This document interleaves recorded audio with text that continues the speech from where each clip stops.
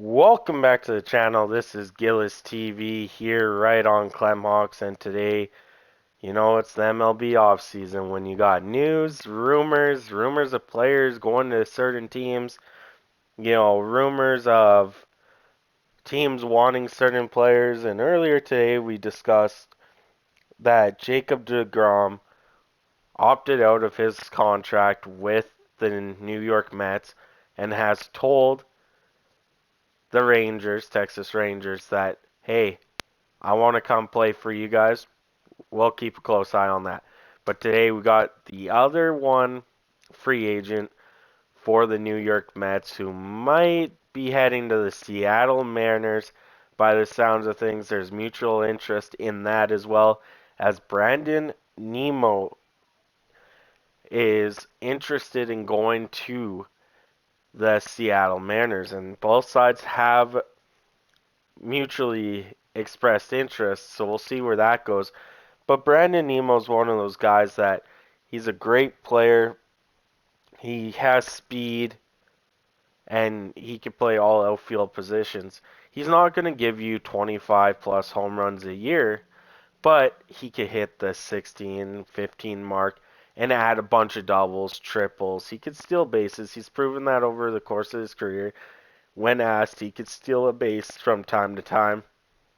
And he's a pretty good defensive player as well. And that is kind of what Seattle needs, is another good defensive player that can bat good. He's not going to give you the 300 average like a lot of players. He's going to give you the 270, 280 range, which is pretty good for a defensive player that has speed.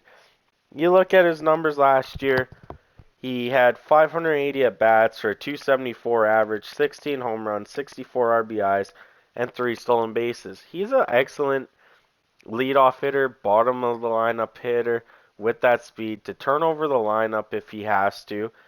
And over the course of his career, he has 1,973 at bats for a 269 average, 63 home runs, 213 RBIs, and 23 stolen bases, which is good. Like, his numbers would be higher. He came in the league in 2016, but with COVID in 19 and 20, the shortened seasons, it really took a damper on what he could do for the New York Mets. And if it is true that Seattle is in on him, this would be a huge pickup just for the fact he can play all outfield positions, has that speed, capable of getting extra base hits, doubles, triples.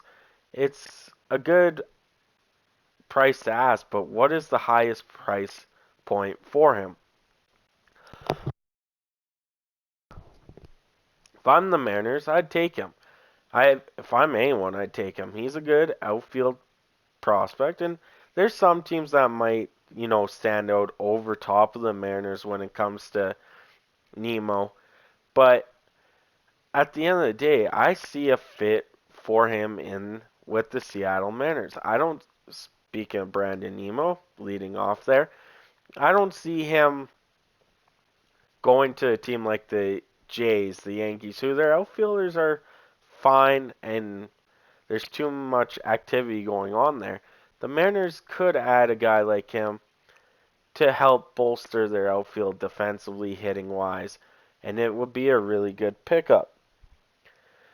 Over last season, he played in 151 games, 580 at bats. He had 102 runs out of the 159 hits he had, which is really good. He had 251 total bases, 30 doubles, 7 triples, 16 home runs for 64 RBIs. He also walked 71 times. So the guy likes to walk, and he struck out 116 times, which the walk to strikeout ratio isn't actually that terrible when you look at his numbers. And then of course, he had 3 stolen bases. He was caught stealing twice and had the 274 average and on base percentage of 367, slugging 433. So he is an excellent leadoff hitter, bottom of the lineup to turn the lineup over, and that's what the Seattle Mariners need when it comes to a guy like Brandon Nimmo.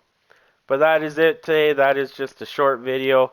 Thank you guys so much for tuning in, and I hope to catch you on the next one.